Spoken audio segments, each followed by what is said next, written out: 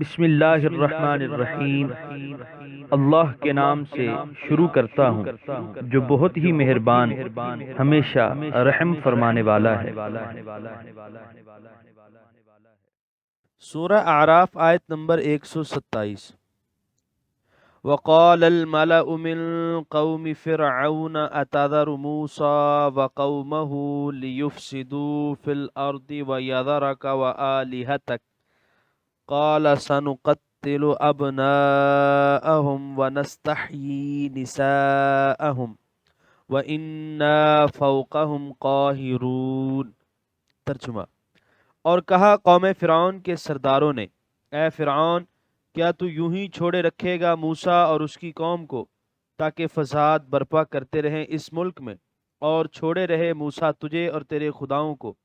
اس نے برافروختہ ہو کر کہا، ہرگز نہیں، بلکہ ہم تہہ تیگ کر دیں گے ان کے لڑکوں کو اور زندہ چھوڑ دیں گے ان کی عورتوں کو، اور ہم بے شک ان پر غالب ہیں۔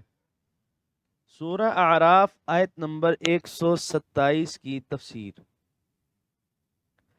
قبطی سرداروں نے جب دیکھا کہ موسیٰ علیہ السلام کا اثر و نفوذ دن بدن بڑھ رہا ہے، بنی اسرائیل کے علاوہ ان کی اپنی قوم کے کئی افراد موسیٰ کی طرف مائل ہوتے جا رہے ہیں، تو انہیں اپنے مستقبل کے متعلق شدید خطرات محسوس ہونے لگے، اور فرعون کو یہ کہہ کر بھڑکانا شروع کر دیا کہ آپ کے ملک میں آپ کی خدائی اور آپ کے تجویز کیے ہوئے دوسرے خداؤں کی خدائی کے خلاف کھلم کھلا پرچار ہو رہا ہے، اور آپ ہیں کہ اس بات کی پرواہ نہیں کرتے۔ اگر یہی لیل و نہار رہے تو یاد رکھیے فتنہ و فساد کی آگ بھڑک اٹھے گی اور آپ کی خدائی کا تختہ الٹ کر رکھ دیا جائے گا۔ آلہہ تک، تیرے خدا سے مراد کیا ہے؟ بعض نے کہا کہ فرعون لوگوں سے تو اپنی عبادت کروایا کرتا تھا، لیکن اس کا اپنا بھی ایک معبود تھا، گائے، ستارے یا سورج، جس کی وہ پرستش کیا کرتا۔ بعض علماء کی رائے یہ ہے کہ خود تو وہ اپنے آپ کو بڑا خدا کہلواتا تھا، اور اپنے علاوہ اس نے کئی اور معبود مقرر کر رکھے تھے، اور اپنی قوم کو حکم دے رکھا تھا کہ اس کی عبادت کے ساتھ ساتھ وہ ان کی پوجا بھی کیا کرے۔ ایک قرات الہ تکا میں الہ تکا بھی ہے، جس کا معنی ہے عبادت۔ وہ باطل پرست جو حق کو حق سمجھنے کے باوجود اسے قبول کرنے کے لیے تیار نہیں ہوتے، جب وہ حق کی روشنی پھیلتی ہوئے دیکھتے ہیں تو لوگوں کی آنکھوں میں دھول ڈالنے کے لیے یہ پروپیگنڈا شروع کر دیتے ہیں کہ یہ لوگ ملک کے امن اور سلامتی کے لیے خطرہ ہیں، یہ بغاوت کی آگ بھڑکا رہے ہیں اور فتنہ و فساد پھیلا کر ملکی ترقی کی راہ میں روڑے اٹکا رہے ہیں۔ سورہ اعراف آیت نمبر 127 کے بقیہ حصے کی تفسیر۔ اس نے برافروختہ ہو کر کہا، ان کی چال کامیاب رہی۔ فرعون بھڑک اٹھا اور انہیں یقین دلایا کہ وہ بنی اسرائیل کے ساتھ وہی ظالمانہ برتاؤ کرے گا جو پہلے ان کے ساتھ کیا جا چکا ہے۔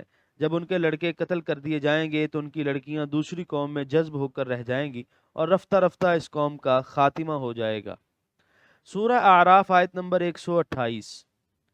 قال موسیٰ لقومہ استعینوا باللہ واصبروا ان الارض للہ یورثها من یشاء من عبادہ والعاقبۃ للمتقین۔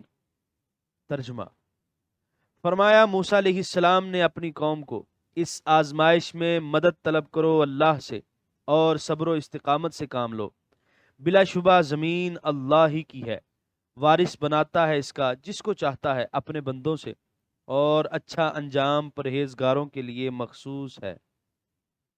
سورہ اعراف آیت نمبر 128 کی تفسیر۔ موسیٰ علیہ السلام کو جب اس خونی منصوبے کا علم ہوا تو آپ نے اپنی قوم کو صبر و استقامت کی تلقین فرمائی، اور انہیں بتایا کہ زمین کا حقیقی مالک اللہ تعالیٰ ہے، اور یہ اسی کے اختیار میں ہے کہ جس قوم کو چاہے اس زمین کا مالک بنا دے۔ اگر عارضی طور پر فرعون کو مصر کی حکومت ملی ہے تو کیا ہوا؟ اس کا انجام بڑا ہولناک ہوگا، اور آخرکار کامیابی اور کامرانی کا صحرا ان کے سر باندھا جائے گا جو متقی اور پرہیزگار ہیں۔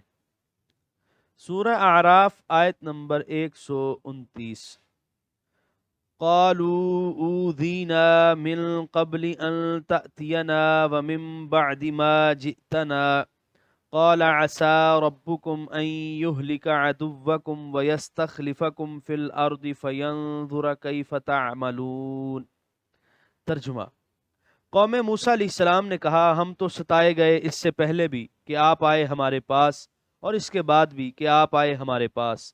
آپ نے کہا، ان قریب تمہارا رب ہلاک کر دے گا تمہارے دشمن کو، اور ان کا جانشین بنا دے گا تمہیں زمین میں، پھر وہ دیکھے گا کہ تم کیسے عمل کرتے ہو۔ سورہ اعراف آیت نمبر 129 کی تفسیر۔ فرعون کی یہ دھمکی سن کر بنی اسرائیل گھبرا گئے اور کہنے لگے، اے موسیٰ، آپ کے آنے سے پہلے بھی ہم فرعون کے ظلم و ستم کا تختہ مشق بنے رہے، ہمارے معصوم بچوں کو بے دردی سے قتل کیا جاتا رہا اور ہماری خواتین کو انہوں نے لونڈیاں بنائے رکھا۔ خیال تھا کہ آپ کی آمد سے ہماری مصیبتوں کی کالی رات ختم ہوگی اور ہمیں آرام کا سانس نصیب ہوگا، لیکن کچھ نہ ہوا۔ وہی مصیبتیں ہیں اور وہی ہم ہیں۔ اب ہم کریں تو کیا کریں، جائیں تو کہاں جائیں؟ موسیٰ علیہ السلام نے انہیں تسلی دیتے ہوئے کہا کہ پریشان ہونے کی ضرورت نہیں، اللہ تعالیٰ تمہارے دشمن کو ہلاک کر دے گا اور حکومت و اقتدار تمہیں بخش دیا جائے گا۔ سورہ اعراف آیت نمبر 129 کے بقیہ حصے کی تفسیر۔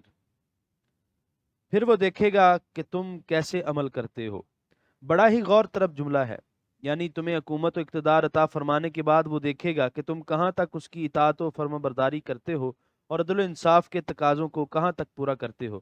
اللہ تعالیٰ ہر قوم کو موقع دیتا ہے کہ وہ قوت و اختیار کی مسند پر بیٹھ کر یہ ثابت کرے کہ کیا وہ اس کی اہل ہے یا نہیں۔ یہاں پر 9ویں پارے کا 5واں رکوع مکمل ہوا۔